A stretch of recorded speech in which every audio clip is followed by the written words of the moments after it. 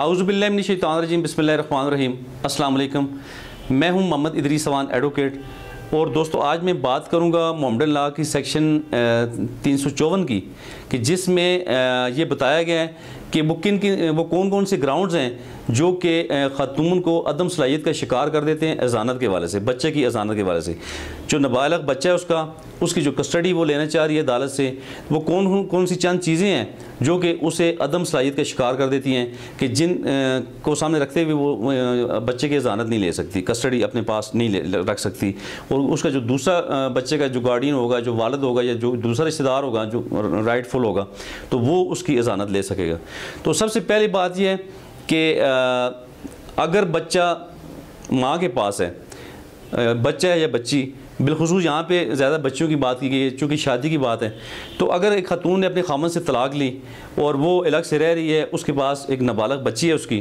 तो जब वो औरत दूसरी शादी कर लेगी, उसके बाद वो जो दूसरा शख्स होगा इस बच्ची के लिए गैर महरम होगा। तो इस सूरत में वो औरत इस बच्चे की कस्टडी अपने पास नहीं रख सकती, वो इस सलाहियत से महरूम हो जाएगी। जो कस्टडी वाली, जो अज़ानत वाली उसकी सलाहियत है, तो वो इस सूरत में, दूसरी शादी करने की सूरत में वो इससे बिल्कुल महरूम हो जाएगी। दूसरी बात यह है कि अगर कोई औरत अपने खामन के साथ, उसका निकाह इंटैक्ट है, वो खामन से नाराज़ है, खुदा न खास्ता वो घर से कहीं दूर रह रही है, अपनी वलदैन के घर रह रही है या किसी जगह अकेले राइश पजीर है,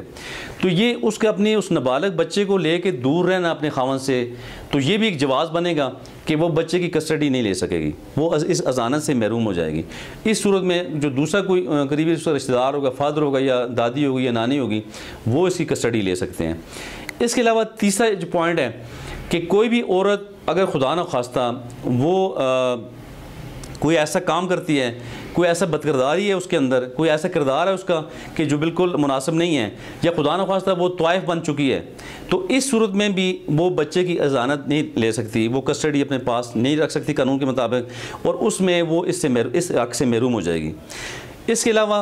अगर इससे पहले जो पॉइंट मैंने बताया है कि शादी वाला, खुदा न खास्ता उसने दूसरी शादी की तो वहाँ पे वो दूसरा शौहर उसका फोत हो गया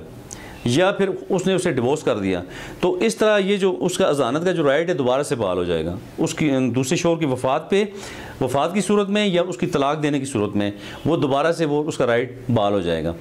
और इसके अलावा अगर कोई औरत अपनी बच्चे की सही तरीके से तालीम व तरबियत नहीं कर रही, उसकी देखभाल नहीं कर रही, वो बच्चा उसके पास है, वो उसे ले के अलग से अज़ानत उसकी ली हुई है, उसने कोर्ट से कस्टडी ली हुई है या लेना चाह रही है, तो अगर उसकी वो तालीम व तरबियत नहीं कर रही या उसके अंदर ये सलाहियत नहीं है, या कोई ऐसी उसके अंदर बदकिरदारी है या ऐसा उसका कोई किरदार है कि जो बच्चे पे बुरा असर डाल रहा है, तो या वो किसी भी तरह उसकी खुराक पोशाक का ख्याल नहीं रख पा रही, तो इस सूरत में भी वो